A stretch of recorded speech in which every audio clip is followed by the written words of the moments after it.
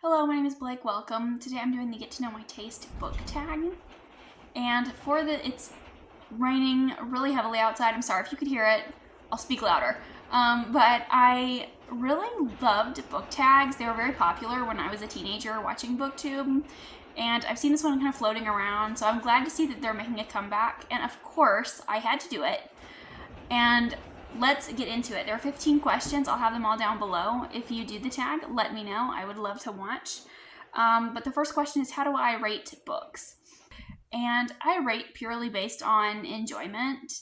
I feel like I rate books for myself. But it's just something that I think it's nice for me to go back and see what I rated something. So I feel like sometimes my brain can trick me over time and be like, did I really dislike this book that much? And then I go back and check and I'm like, oh yeah, I did. So I do the traditional 5-star rating, and I also have half stars. 3 to 5 stars is an enjoyable read. 5 stars is something I would reread again. 4 stars is a great read. And then you have the 3-star rating, and I feel like a lot of people think that a 3-star rating is bad. I personally don't feel that way. I feel like a 3-star book is enjoyable. It's middle of the road. I didn't love it. I didn't hate it. It set out to tell me a story, and I think that's what it did. And I feel like most of my ratings are 3 stars. My average rating at the end of every year is around that point, so I don't think that 3 stars are bad. I may or may not continue a 3-star rating depending on how I felt about it. 3-star ratings are normally a little more forgettable for me in terms of, next year, am I going to remember that book? Probably not. But I would also recommend 3-star reads to the right people. If I know that they enjoy things that I didn't like about that book, I would still recommend a 3-star read. But anything that's like 2.5 stars or less is not enjoyable. And I feel like I'm pretty lenient with star ratings. I rarely give out a 1 star, and that's if there's no redeeming qualities about a book. If I absolutely can't stand it, it's 1 star. But I think I've only given out 3 in the last couple of years.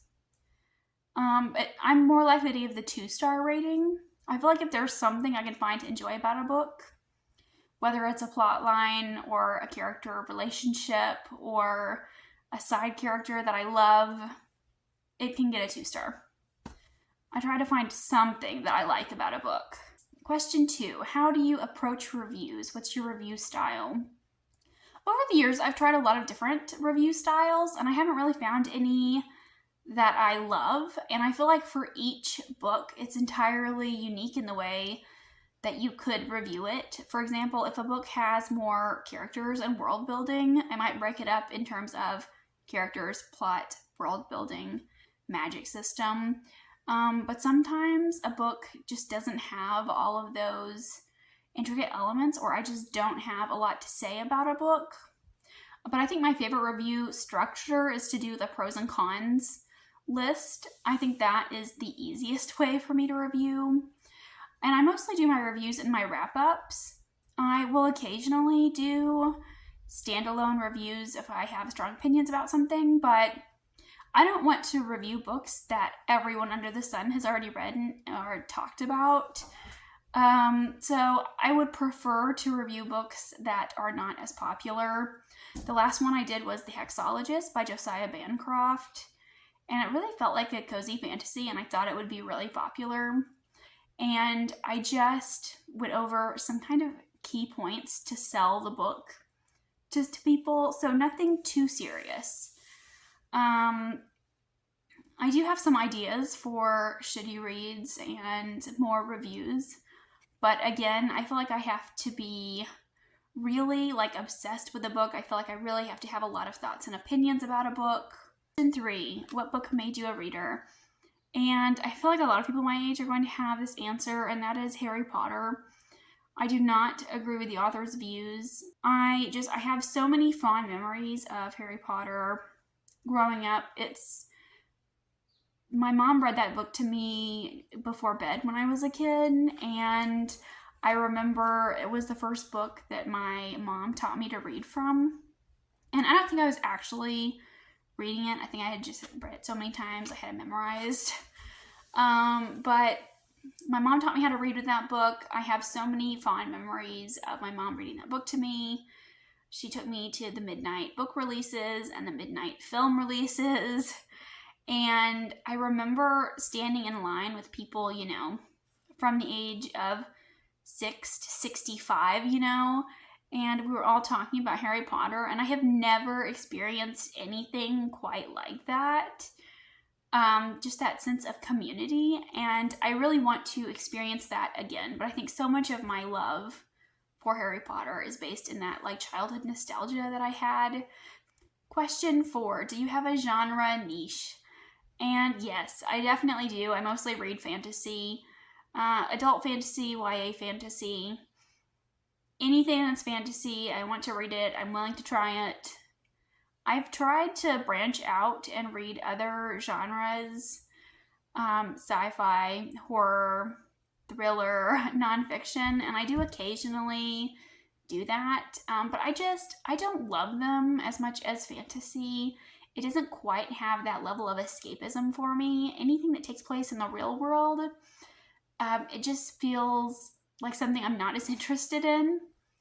But I do want to get more into science fiction because I do like science fiction when I read it. But I think that science fiction is a very intimidating genre for me. Question 5, am I more of a character-driven or plot-driven reader? I feel like the answer for this depends. And I feel like years ago, I would have told you hands down, I'm a plot-driven reader. But looking at some of my favorite books of all time, they are very character-driven books. So I'm really not sure how to answer this question or if I even know which I am. I feel like characters are not something that I go into a book for. I really love the plot, the escapism. I feel like I really love the aspect of working towards a goal. I think that's why quest books work so well for me when they don't work for other people. And I feel like even if I don't like characters, even if characters are underdeveloped, I can still enjoy a book. But like if there isn't any plot, if it's a boring book, I feel like I can't get into it. So I feel like I lean more plot driven than not. I really love the way that Angela from Literature Science Alliance answered this question. She described herself as a world building reader. And yes, 100% that. She was talking about how she loves exploring new worlds. She just loves bumbling around in a new place. And that, I love that. World building is my absolute favorite thing about a new world. I love new magic systems. There is like all kinds of hair flying by. My cat is in my lap. And I've been petting him throughout the video. So if there's like hair flying around, it's my cat. Sorry. Next question. What's a book you love so much that you don't care if others don't like it? It's not a particular book, but like a subgenre of fantasy, and that is fantasy romance. Fantasy romance is very hit or miss for me, but I see a lot of people in the book community trashing fantasy romance, and I don't get it. I mean, fantasy romance is just a trend. Like cozy fantasy, it's a subgenre. I feel like it's brought a lot of readers to the genre. I came to fantasy through fantasy romance. So I feel like it has a special place in my heart. And though I feel like I've outgrown it a lot, I still feel like it deserves a lot of respect and appreciation. I feel like it's done a lot for the genre. Question 7. It's a bit of a long question. What's a book you love so much that if someone doesn't like it, you know your reading taste won't align? None. I feel like when I was younger, I would have been more upset about someone not loving a book that I also love. But I think that's the great thing about art. And just, not art, but life in general, that people have difference of opinions on things. I love hearing people's perspectives, whether they agree or disagree from my own. I love reviews. Positive, negative, somewhere in between. And anytime someone, hates on a book that I love, I feel like watching those negative reviews, most of the time, I feel like I agree with them, actually. I can watch a negative review and be like, you're right. That book doesn't have a lot of action. It's slow. It's got a lot of plot holes, but those things don't really bother me about a book. I can just agree to disagree and move on. Question number 8, what's in your trash pocket? These are tropes that you shouldn't like, yet you like them anyway. And for this one, I have like one big answer, and that's toxic relationships. I know in real life they're bad, but in a book, it's a great time. I love the drama. I love the angst and the yearning. And I love kind of the deception when they're plotting to betray each other, stab each other, kill each other, rob each other, whatever. It's such a great time. It makes for such a fast and interesting read. And I eat it up every single time. Do you have any deal breaker tropes? I have a couple. Anytime there is a pregnancy or a childbirth thing in a book, I'm immediately disgusted and put off. I don't want to read that. Anytime there is something that has to do with time travel or altering time, I really dislike that as well. I feel like it's never done well, in my opinion. Just like they'll change the timeline or they'll alter time and nothing changes, and I feel like that's completely unrealistic. So no time change. I'm not a fan of that. I also included misery porn on here. Some of the books I have on my shelves, everyone's like, it's a terrible time. It's miserable. The characters are miserable. The author just wants to make you cry. Like Robin Hobb's books are described that way a lot, and I have no interest in reading them because of the descriptions that people have about how miserable these books are. I don't need help feeling sad, so I just kind of avoid those books. Question 10, what's a strong opinion you have on a book that's released in the last year? And for this one, I have Onyx Storm by Rebecca Yarros. I did not like this book. I know it's super popular. I don't know if that's an unpopular opinion or not, but this book was bad. I feel like it needed more editing. I feel like the book was pointless. It had no real plot. I feel like it didn't have any major significance to the story. Question 11, what do you look for in writing? And I feel like I don't have a particular answer for this. I just don't want to notice the writing. If I can fall into a book and it feels like I'm there in the world in the book, perfect. I don't want to feel like my eyes are physically reading the page. And I feel like I am a very harsh critic of writing style sometimes. Like, if a writing style is not working for me, I feel like I can't enjoy a book. I don't like short, choppy sentences. I don't like it when sentences are paragraphs long. I don't like it when we have these really flowery purple prose. And I want to understand what I'm reading. And I feel like whenever books get too flowery, or if I reach the end of a sentence and I don't know what the sentence is talking about, done. It's over. I felt that way about When the Moon Hatched by Sarah A. Parker. I would read sentences over and over and over again, and I just, for the life of me, I was like, wait, what are we talking about? Question 12, how do you decide what to read next? I do have seasonal TBRs on my channel, but I feel like I'm very much a seasonal mood reader, and they do change quite a bit. But I feel like there are certain subgenres of fantasy that I tend to reach for in certain seasons. For example, in the fall and the winter, I'm more inclined to pick up fairy tale retellings. I like books that feel darker, that feel heavier in the wintertime. I feel like in the wintertime I have more free time because it's dark out, so I'm more likely to pick up a larger book in the winter as well. Also, I don't know, reading a book that feels like spring in the spring is immaculate. Reading a book with fall vibes in the fall is just perfection.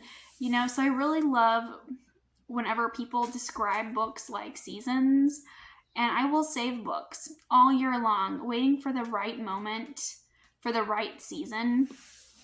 So whenever like I watch reviews or I read reviews and I see people say, this would be a great fall read, or this book felt like spring, and I put them in stacks. And that's how I separate them on my TBR shelf. I just, like, this is for fall, this is for winter, these are for spring. So I do that a lot. Like in the summertime, I want to read books that take place by the ocean, or they take place in the desert, or a hot setting. So that's kind of how I tend to gravitate towards certain books in the seasons. Question 13, where do you get inspiration for booktube videos? I watch a lot of booktube videos. I've been watching booktube for a really long time. So I get a lot of inspiration from other booktubers. And I really like to do this thing where I do like one longer video and then a shorter video, and then I'll do a longer one. I think it breaks it up. So I don't want my content to be too complex or too heavy or anything. I don't want to add a bunch of graphics or anything like that to my channel. I really like the sit down chatty kind of videos where it feels like you're just talking to a friend about books, and that's kind of what I want to convey here on my channel as well. I would love to film vlogs.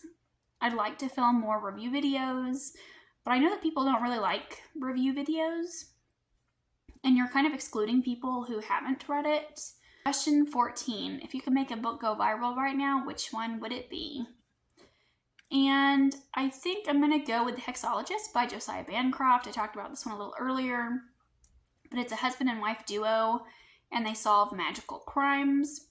And someone has cursed the king, and he's trying to bake himself into a cake, and they are trying to figure out who has cursed the king. It feels very cozy. It feels very magical. They have like reverse gender roles. He likes to bake, and he jokes that he holds her bag.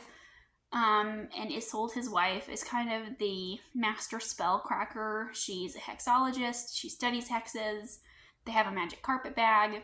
There's a dragon who likes to read and wears glasses. It's a very interesting read, and it's got quite a bit of world building for such like a short book. It's only about 300 pages, but I feel like a lot of people who like cozy fantasy would really enjoy it. It's like cozy fantasy with higher stakes, and like I'm just waiting for it to catch its moment because it was very fun. I read it in one sitting. So if you're looking for something like that, please pick it up. Question 15, who are some booktubers with similar taste to yours? I don't feel like there's anybody with like a one-to-one similarity to mine. Elliot Brooks, every time she rates something high, every time she enjoys something, I immediately have to go out and pick that thing up because I'm pretty confident that I'm going to love it. Abby Salter, also, she has some really great recommendations. I've picked up a number of books because she's recommended them. She reads contemporary romance, which I don't read, but in terms of like the fantasy and fantasy romance that she reads, I think that we have pretty similar taste there. I'm trying to think of male booktubers that I have similar taste to. I follow like a pretty evenly split number of male and female booktubers, but I don't think that any of the male booktubers I have like a one-to-one taste to. A lot of the male booktubers that I follow read more of a variety of genres than I do. They read like horror, historical fiction. It's not just fantasy, so I don't know if there's like a one-to-one comparison there. Roger from Rogers Reads. He reads quite a mix of YA and adult fantasy, and every time he recommends something, I just immediately, I'm like, okay, because if he liked it, I feel like I'm going to be pretty confident in that I'm going to like it as well. I have found quite a few like underrated gems because of his recommendations, so definitely Roger. Please let me know if you're a booktuber because I would love to find other booktubers. Let me know what your answers would be for these questions. Or if you've done this video, please let me know because I'd love to check it out. Thank you for watching, and I'll see you again with another video soon. Goodbye.